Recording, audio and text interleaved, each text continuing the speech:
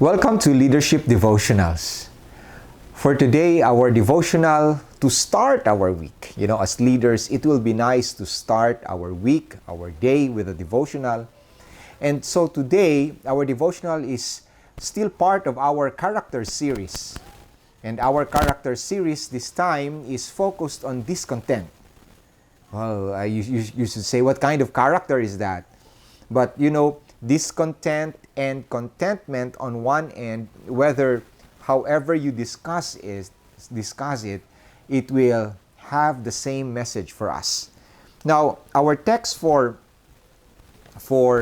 consideration is found in Genesis chapter 3, verse 3. In that, this was the answer of Eve. Okay, this was the answer of Eve to the serpent when she was asked, did God say that you cannot eat of the tree in the garden?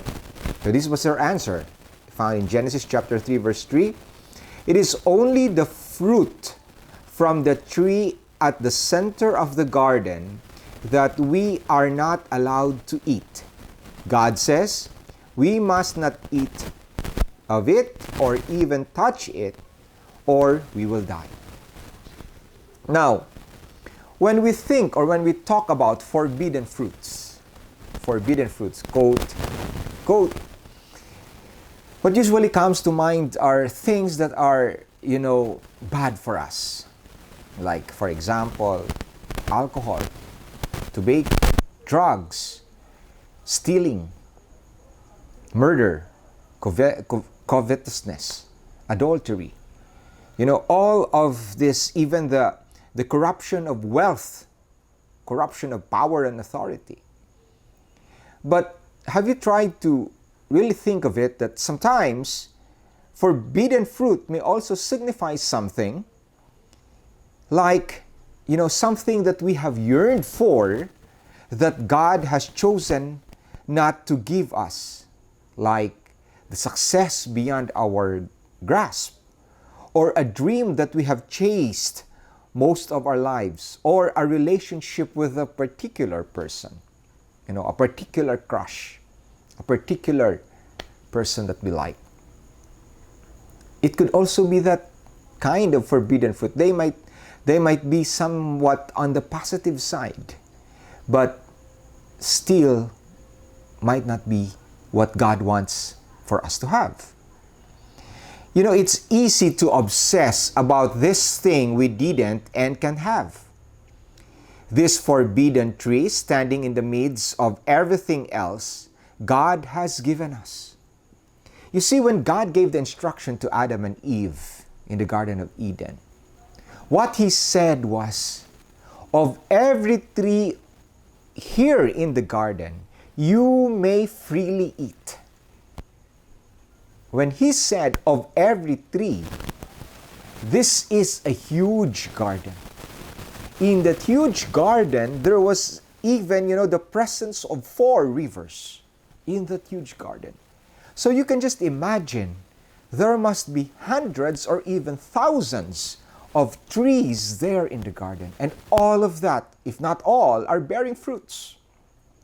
And God said, you may freely eat, except for one, except for the tree of the knowledge of good and evil, which is at the center of the garden. So the ratio is 1:thousands. 1:thousands. It was a fair rule. It was a fair test. But we may get to wonder why, of all the thousands of trees, it was there at the tree of the knowledge of good and evil, at that forbidden tree, where Adam and Eve were standing at that particular point in time.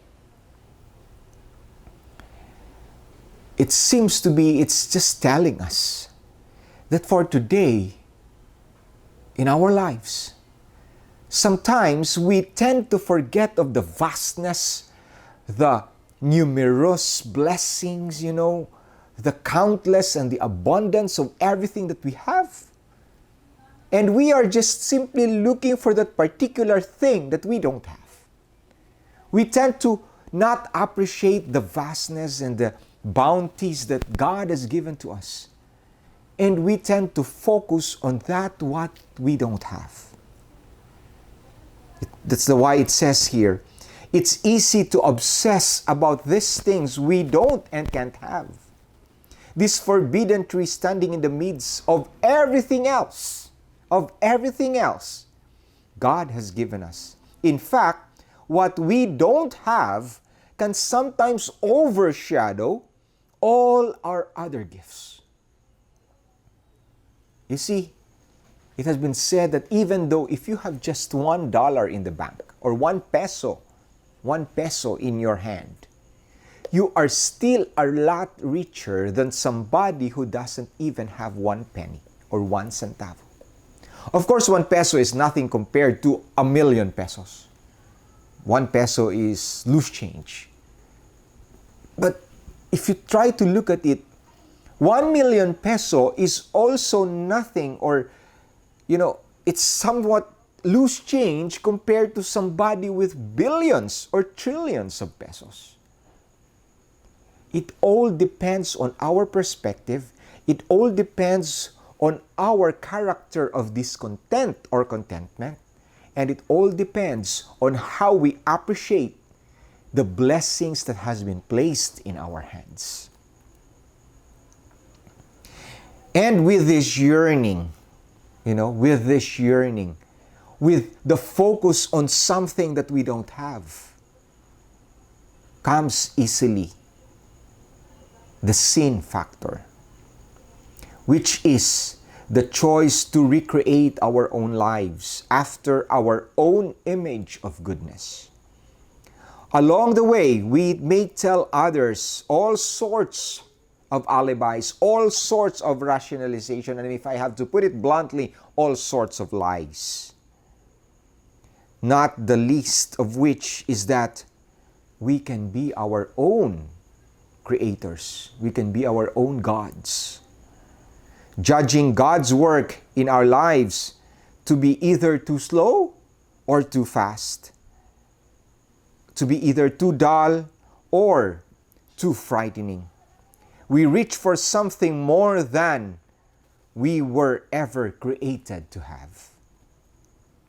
Significantly, when the serpent found Adam and Eve, they were standing by the forbidden tree. I wonder if, like us, they didn't spend a lot of time staring at the tree. There are so many trees that we can freely enjoy. Yes, God has bountifully blessed us.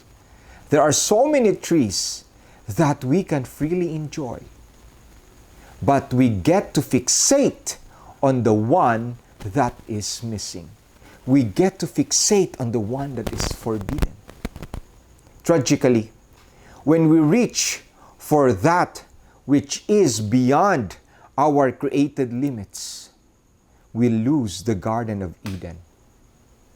When we reach for that which is not ours, when we give in to our yearnings, when we give in to our discontent, the end result is we lose the Garden of Eden. We lose the rest of the blessings, which is often filled with either a family, a job, a lifestyle, which in reality is already very, very good enough. In fact, it's paradise. But we don't realize that until we lose it. It's not that we should never dream. It's not that we should never desire. It's not that we should never try to improve our lives. But what we can and should resist is the temptation to be consumed by our yearning and discontent. That's what, fellow leaders, we have to guard ourselves from.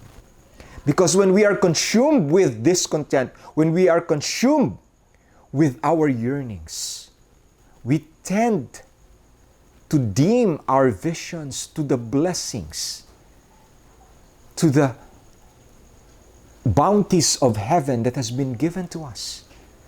that has been entrusted to us by God. That's why we should always seek, okay? We should always seek God's will for us. Because if it is not given to us by God, there must be a reason, a good moral lesson, or a good moral reason why it was not given to us. It might be for our downfall, or we might tend to forget God. You see, the word greed, the character greed, has caused many a downfall of so many leaders. Greed has caused the downfall of organizations. Greed has caused the downfall of many institutions. Amassing so much, even more than what we need, just because of greed. And greed stems from a heart that is discontent, from a heart that is consumed by yearning beyond what we are created to grasp. The solution to that, brothers and sisters, is to entrust our lives to God. Yes, to entrust our lives to God, because the message for us and the antidote for our discontent is, if we have God in our lives, we have everything. God bless you. Hello, fellow leaders. If you have been blessed with the devotional that you have just heard, don't forget to like, share, or subscribe. Because when you do that, more people, more leaders will be blessed with the same blessing that you have experienced. In YouTube channel, click subscribe to Good Shepherd Consultants. God bless you.